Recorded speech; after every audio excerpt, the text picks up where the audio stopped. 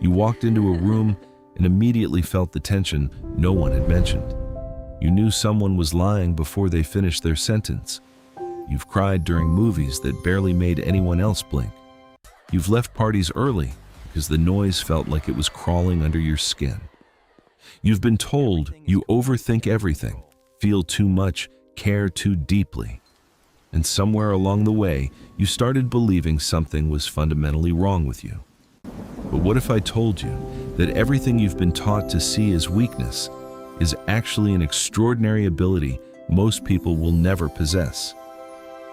What if the very thing you've been trying to fix is the thing that makes you invaluable? You're not broken.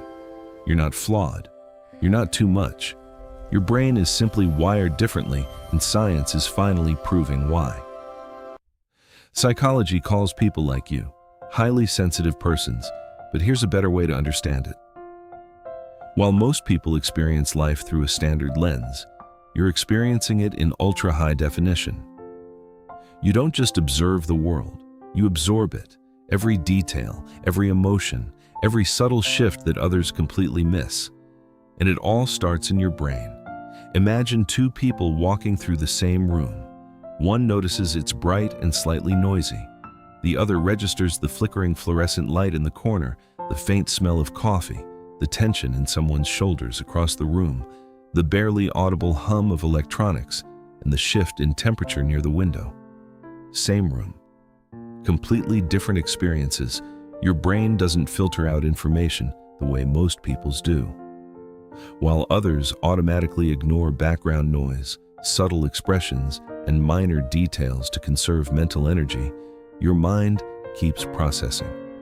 You notice the slight hesitation in someone's voice, the micro-expression that flashed across their face, the energy shift when someone enters the room. This constant stream of information can feel exhausting. But it's also why you recognize opportunities, beauty, and danger long before anyone else sees them coming. Then there's your extraordinary capacity for empathy. Your brain doesn't just recognize emotions in others, it mirrors them. When someone near you is anxious, your body tenses. When someone is joyful, their energy becomes yours. You don't simply observe feelings, you experience them as if they're your own. That's why toxic people drain you so quickly, why crowded spaces feel overwhelming, why you can't just shake off someone else's bad mood. Your emotional system isn't imagining things, it's processing those signals with an intensity most people will never understand. And then there's your depth of processing. You've probably been accused of overthinking, of taking too long to make decisions, of analyzing everything to death. But what if you're not overthinking at all? What if you're simply thinking more thoroughly?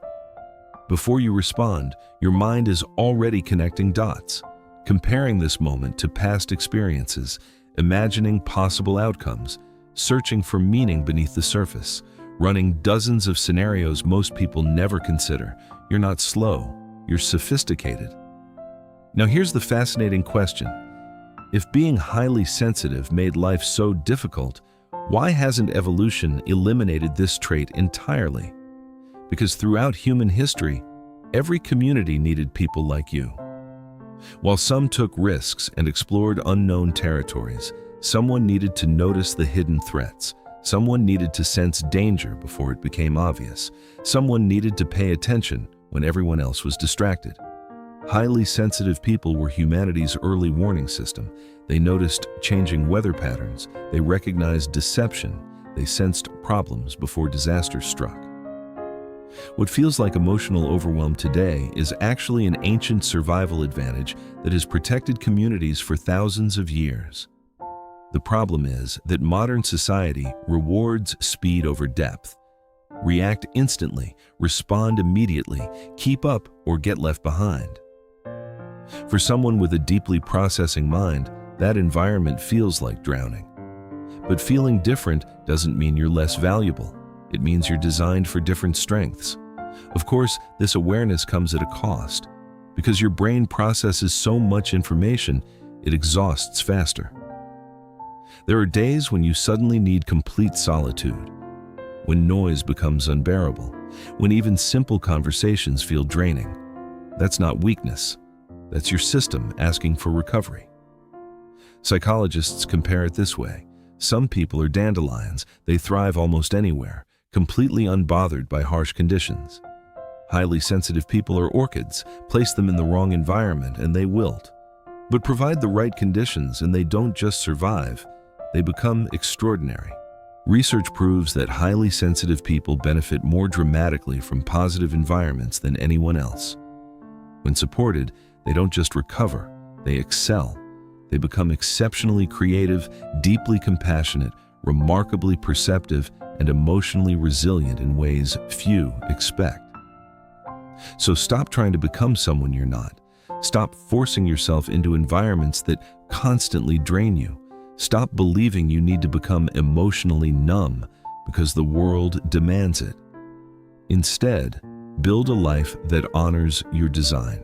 Create boundaries that protect your energy. Choose relationships that value your empathy instead of exploiting it. Spend time in environments that restore rather than deplete you.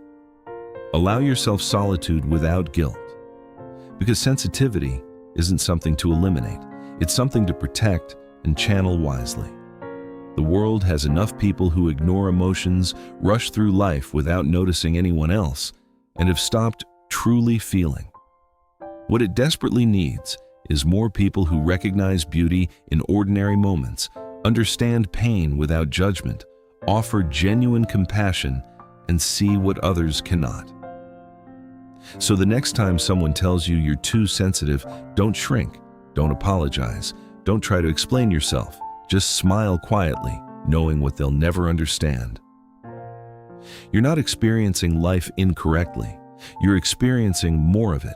Your ability to notice what others miss, to care when others have grown numb, to connect when others have built walls. Those aren't weaknesses, they're superpowers. And in a world becoming more distracted, more disconnected, and more emotionally shallow every single day, your sensitivity isn't just valuable, it's irreplaceable. You don't need thicker skin. The world needs more people brave enough to feel deeply. So never apologize for your tears, your empathy, or your overwhelming capacity to care. Because your greatest gift isn't that you see the world differently. It's that you remind the world what it means to be fully, deeply, courageously human. And that changes everything.